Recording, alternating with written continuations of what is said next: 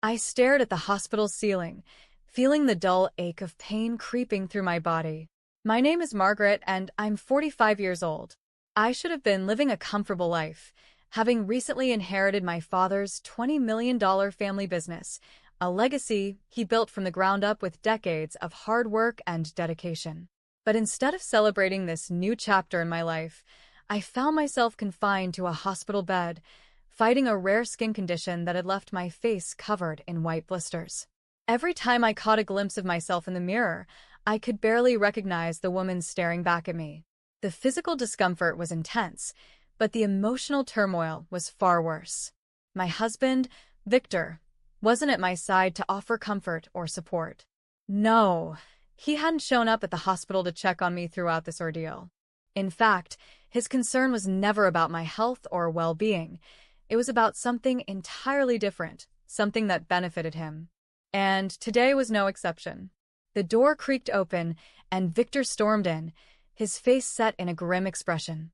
The moment I saw his eyes, I knew he wasn't there to be a loving husband. As he stood at the foot of my bed, his presence felt heavy, the air thick with tension. I could sense that this was not going to be a peaceful visit. "Margaret," he said, his voice edged with impatience. "We need to talk." Now. His tone made it clear that this was not a request. I swallowed hard, knowing that whatever he wanted, it wasn't good. A wave of anxiety washed over me, and I instinctively tightened my grip on the hospital bed's railing, bracing myself for what was to come. Victor's presence in the room felt suffocating, but as he glared at me, my mind drifted back to how it had all started. If you told me 10 years ago that my life would come to this, lying in a hospital bed while my husband tried to bully me into something, I would have laughed. Back then, Victor was everything I thought I wanted. I met him at a friend's party in Denver, where his confidence and charm drew me in like a moth to a flame. He was attentive, funny, and seemed genuinely interested in me, a successful woman working as a financial consultant. I had no idea that beneath that polished surface lay a manipulative man who saw my potential and my family's wealth as a golden ticket. Our whirlwind romance culminated in a wedding within a year. At the time, my father expressed his reservations about Victor, though he never said so outright. "Margaret," he once said gently, "you've built so much for yourself. Make sure he sees your worth for what it is, not what you have." I didn't take his words seriously. I was in love, and Victor seemed like the perfect partner. But that facade didn't last long. Shortly after we married, I started noticing small cracks in his behavior, his impatience when things didn't go his way, his tendency to criticize my decisions, and most of all, his reliance on me to financially support his never-ending schemes. My father's death 6 months ago was devastating. Not only had I lost the man who had always been my rock, but his passing also left me with the immense responsibility of running the family business, a thriving chain of restaurants that had been his pride and joy. My father had been meticulous, leaving everything in order and naming me the sole heir to his $20 million empire. It was his way of showing faith in my abilities, trusting me to carry on his legacy. But Victor didn't see it that way. From the moment he found out about the inheritance, his attitude shifted entirely. He wasn't grieving alongside me, he was scheming. He wanted control of the business, control of the money. And when I refused to hand it over, he became bitter, treating me less like a wife and more like an obstacle in his path to success. I had endured his emotional manipulation for years, but this time, it felt different. His obsession with the business grew stronger every day, and I knew he wouldn't stop until he got what he wanted. That's why, when the door to my hospital room had opened just minutes ago, I already knew what Victor had come for. Victor's impatient voice snapped me out of my thoughts. "Margaret, we need to finalize this transfer," he said, pulling a folder out of the briefcase he carried. His words were sharp, devoid of any care or concern. I stared at him, confused and angry. "Transfer what, Victor?" I asked, my voice hoarse from the medications and exhaustion. "The business, Margaret," he said coldly. "You've been dragging this on for months. It's time to stop being selfish and do what's best for this family. Sign the papers and transfer the ownership to me." I blinked, stunned by his audacity. There I was, lying in a hospital bed with my face covered in painful white blisters, and all he cared about was the business. "You've got to be kidding me," I said, my voice low but firm. This business was my father's legacy. He trusted me to run it, not you. Victor's eyes narrowed. "Don't give me that," he snapped. "You're lying here, doing nothing, while I'm the one trying to keep everything together. Do you know how hard it's been for me? You're in no condition to handle a company right now." "I'm not signing anything," I said, my anger rising. "This isn't about the business. This is about you wanting control, and I won't let you take that away from me." His face twisted with frustration, and he took a step closer to my bed. "Margaret," he hissed, "stop being so stubborn. You can't even take care of yourself. What makes you think you can run a multi-million-dollar business?" I looked him straight in the eye, refusing to back down. "Because my father believed in me," I said. "And I'm not about to betray that trust just because you think you deserve it." Victor's jaw tightened, and I could see the rage bubbling beneath the surface. "You're making a big mistake," he said, his voice dangerously low. "You're going to regret this." Before I could react, he reached over and yanked the oxygen mask off my face. I gasped for air, my chest heaving as panic set in. Then, in one swift motion, he balled his fist and punched me square on the nose. Pain exploded through my face as I let out a muffled cry. My already sensitive skin felt like it was on fire, and I clutched my nose, feeling the blood trickle down. My vision blurred as tears welled up, but I refused to give him the satisfaction of seeing me crumble. "What is wrong with you?" I managed to say, my voice shaking. "How could you do this to me?" Victor leaned closer, his face inches from mine. "You brought this on yourself," he spat. "All you had to do was sign the damn papers." The door to the room suddenly burst open, and I heard a nurse's horrified voice. "What is going on here?" she demanded. A security guard followed close behind, his eyes immediately locking on Victor. "You need to step away from her right now," the guard said, his tone firm and commanding. Victor hesitated, his fists still clenched, but the guard didn't give him a chance to argue. He grabbed Victor by the arm and began pulling him away from the bed. "You'll regret this, Margaret," Victor yelled as he was dragged out of the room. "This isn't over." The nurse rushed to my side, checking my injuries. "Are you okay?" she asked, her voice gentle but urgent. I nodded weakly, my hands trembling as I tried to hold back the tears. "Please," I whispered. "Don't let him come back." The nurse placed a reassuring hand on my shoulder. "He won't. I'll make sure of it." As the door closed behind Victor, I felt a strange mix of fear and relief. My body ached, and my heart was shattered, but I knew one thing for certain. I couldn't keep living like this. Something had to change. The room felt suffocatingly quiet once Victor was removed. My breathing was shallow, my face throbbed in pain, and my mind raced as I tried to process what had just happened. The nurse stayed by my side, carefully cleaning the blood from my face and examining the bruises forming on my nose. "I've called the hospital administration," she said gently. "They're reporting this to the police. He's not going to get away with this." I nodded weakly, unable to form words. Every ounce of energy was drained from me, but I knew one thing for sure. This was the final straw. Victor had crossed a line I could never forgive. He wasn't just manipulative anymore. He was violent, and I couldn't let him continue to control or hurt me. A few hours later, my closest friend, Emma, arrived. Emma had been my rock ever since we met during college, and she had always been there for me, even when Victor tried to isolate me from everyone. When she walked in and saw my swollen nose and tear-streaked face, her expression darkened. "Margaret," she whispered, rushing to my side. "What did he do to you?" I bit my lip, holding back tears. "He came here demanding I sign over the business," I said quietly.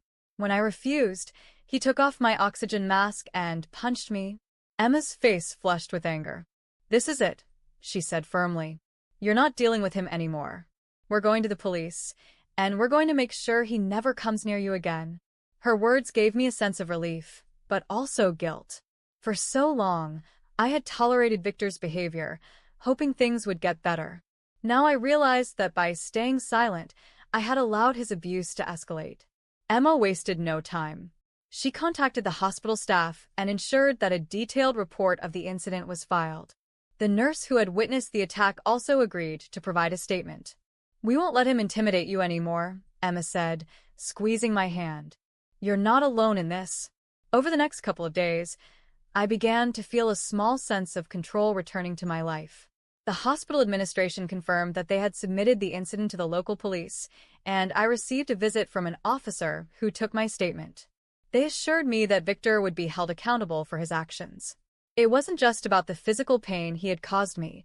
It was about the years of manipulation, control, and emotional abuse that I had endured. For the first time, I was beginning to see a way out. A few days after the incident, I met with my lawyer, Sophia Reed, in her office. Sophia had helped me with the legal formalities of my father's estate after his passing, and she knew the intricacies of my situation better than anyone. When I explained what Victor had done in the hospital, her expression hardened. "Margaret, this isn't just domestic violence," she said firmly. "This is an outright attempt to manipulate you into giving up your inheritance. We have strong grounds for legal action against both his physical assault and his coercion regarding the business." Her words gave me a glimmer of hope. For years, Victor had stripped me of my confidence, but now, with Sophia's guidance, I felt like I was finally taking control. Sophia quickly got to work. We compiled everything we had, hospital records documenting the injuries Victor had caused, including the bruises and the damage to my sensitive skin condition. Witness statements from the nurse and security guard who intervened during the assault. Financial records from the family business showing that Victor had no claim or involvement in its management. A copy of my father's will, which clearly stated that the $20 million business was left solely to me. Victor, as expected, didn't take this lightly. Over the next few days, he tried to contact me repeatedly, leaving voicemails filled with empty apologies and thinly veiled threats. "You're ruining everything, Margaret," one voicemail said. "If you think you can win this, you're wrong." Sophia advised me to ignore his calls. "Don't engage with him," she said.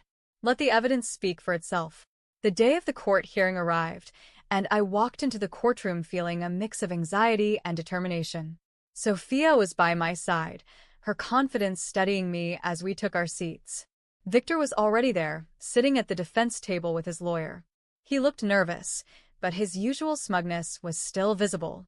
Sophia began by laying out the case, starting with the hospital assault. She introduced the nurse and security guard as witnesses, who recounted the events in vivid detail. Their testimonies painted a clear picture of Victor's violent and manipulative behavior. Next, Sophia presented the medical records, showing the injuries Victor had inflicted on me. Photos of my bruised nose and blistered face were displayed in court, leaving the gallery silent. Victor's lawyer tried to downplay the incident, arguing that he had acted out of frustration and hadn't intended to hurt me. But Sophia dismantled their arguments with precision. "This isn't just a moment of frustration," she said, her voice unwavering. "This is the culmination of years of manipulation and abuse, culminating in a physical assault against a vulnerable woman in a hospital bed." When Victor took the stand, his usual confidence faltered. He stumbled over his words, trying to justify his actions, but his attempts to shift the blame only made him look worse. "She's exaggerating," he said at one point. "I was trying to have a reasonable conversation about the business, and she blew it out of proportion." Sophia's cross-examination was relentless. "So, you're saying that removing her oxygen mask and punching her in the nose was a reasonable conversation?" she asked pointedly. Victor had no answer, and the silence in the courtroom spoke volumes. After hours of testimony and deliberation, the judge delivered the verdict. Victor was found guilty of domestic violence and coercion.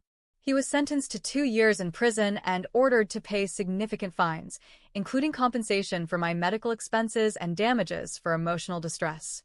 As the gavel struck, signaling the end of the case, I felt a wave of relief wash over me. Justice had been served, and for the first time in years, I felt free.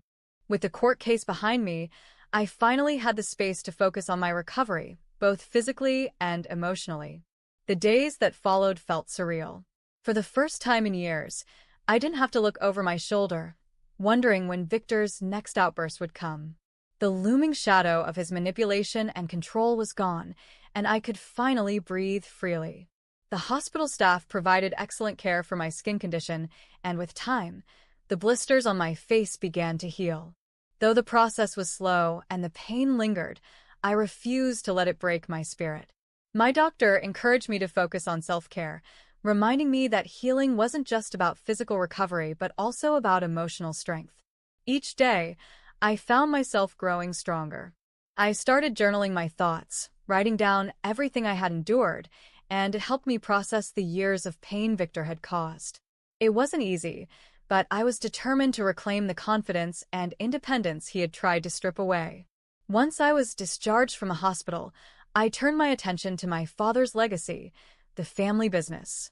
Walking into the office for the first time after months of chaos was bittersweet.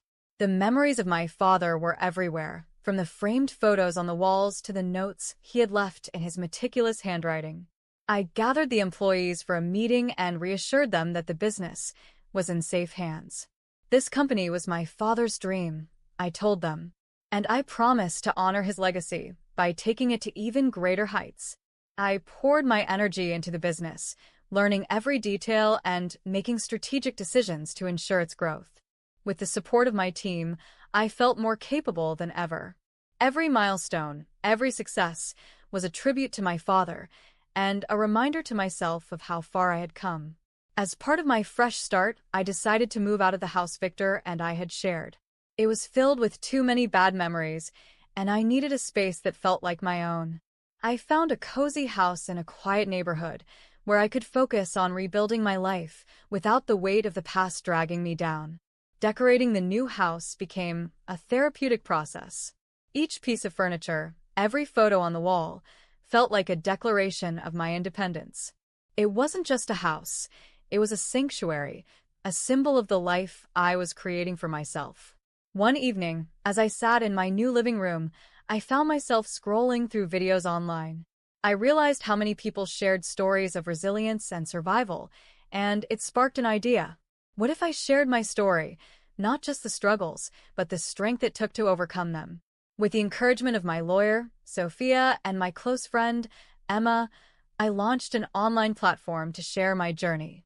At first, it was just a blog where I wrote about my experiences, but soon, I began creating videos, talking openly about surviving an abusive marriage, fighting for justice, and reclaiming my life. To my surprise, people connected with my story almost immediately. Comments poured in from strangers thanking me for sharing, telling me how much my words inspired them. It became clear that my story wasn't just about me.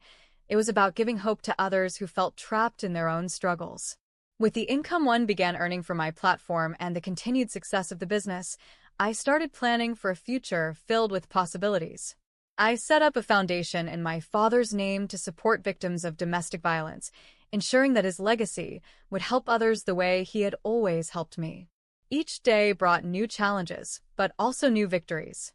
Whether it was meeting business goals, connecting with people online, or simply enjoying a peaceful moment in my new home, I felt immense gratitude for the life I was rebuilding. Looking back, I realized that everything I had endured, Victor's manipulation, the assault, the legal battle, had only made me stronger. I wasn't the woman who had silently endured his abuse anymore. I was a survivor, a fighter, and a leader. As I sat by the window of my new home, watching the sun set over the quiet neighborhood, I felt a sense of peace I hadn't known in years. My father's legacy was safe, and my life was my own again. I was no longer defined by the pain of my past, but by the strength I had found to overcome it. Thank you so much for watching and being a part of my journey. If this story inspired you or resonated with you in any way, don't forget to like this video and share your thoughts in the comments below. Your feedback means the world to me, and I'd love to hear your stories or experiences. If you haven't already, make sure to subscribe to my channel for more inspiring stories, life lessons, and empowering content. And don't forget to hit the bell icon so you never miss an update. Together, let's build a community of strength, hope, and positivity. Thank you for your support, and I'll see you in the next video.